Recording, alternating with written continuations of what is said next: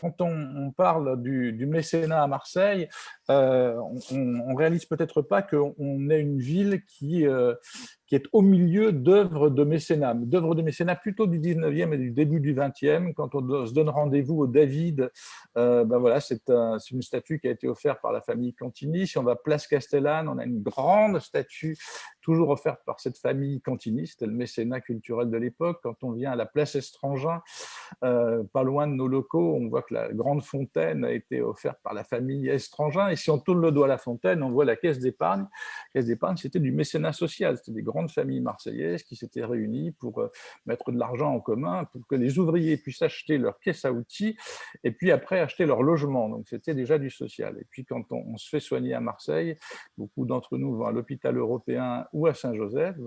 L'hôpital européen, c'était l'Ambroise Paré, donc c'est les familles protestantes qui étaient dans la savonnerie, dans les huileries, dans la bière, qui ont financé ce qui était au début une infirmerie et puis qui est devenu un de nos grands hôpitaux marseillais. Et puis l'hôpital Saint-Joseph, c'est les grandes familles catholiques qui ont financé cela. Et signe assez intéressant, l'abbé Fouque, qui allait chercher ces grandes familles pour chercher de l'argent, est allé les chercher aussi pour qu'ils dirigent l'hôpital. Et donc, c'est le premier mécénat de compétences, et je crois qu'il faudra inscrire, au-delà de toutes les vertus de l'abbé Fouque, le fait qu'il a inventé le mécénat de compétences, puisque depuis plus d'un siècle, ce sont des grands patrons marseillais qui dirigent avec succès cet hôpital et qui sont toujours au conseil d'administration et qui veillent au grain pour que l'hôpital tienne la route. Donc voilà, le premier mécénat de compétences à Marseille, c'est Saint-Joseph et c'est l'abbé Fouque.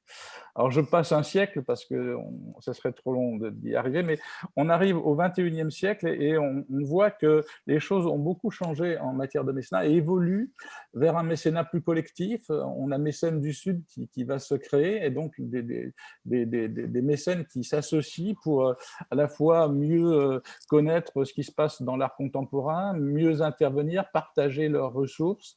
On a 2013. 2013 est une grande année de développement du mécénat parce que l'équipe qui pilote 2013 a l'intelligence de développer les résidences d'artistes, de faire des produits acceptables financièrement pour des petites entreprises. On voit des artistes qui vont dans des petites boîtes improbables et on voit des ouvriers qui soudent d'un côté et un artiste qui est en train de faire une œuvre incroyable de l'autre côté.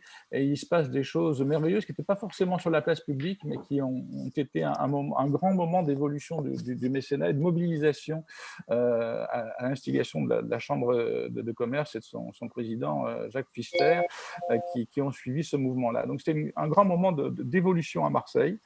Et puis, avec l'évolution de la loi sur les fonds de dotation, l'arrivée toute récente de la raison d'être que l'on peut inscrire dans les entreprises, le mécénat devient un élément de mobilisation, un élément de définition de ce que l'on est, beaucoup plus qu'un don. C'est quelque chose qui va mobiliser des équipes, qui va mobiliser les clients, les partenaires, et qui va devenir un élément qui va faire lien entre la communauté, l'écosystème qui est autour de l'entreprise. On a vraiment une évolution fondamentale. C'est de cela dont on voudrait rendre compte aujourd'hui et qui sera dans le dossier que va sortir Gomet. Vraiment une nouveauté dans cette façon de voir le mécénat. Et encore une fois, il ne s'agit pas de rejeter ce qui se fait ailleurs et qui peut être un coup de cœur individuel et du mécénat personnel. Tant mieux, il en faut que chacun donne et plus il donne, mieux ça vaut. Mais là, on a une forme différente qui est prise et des méthodes différentes qui sont prises. Et donc, avec nos invités, c'est ce qu'on va essayer de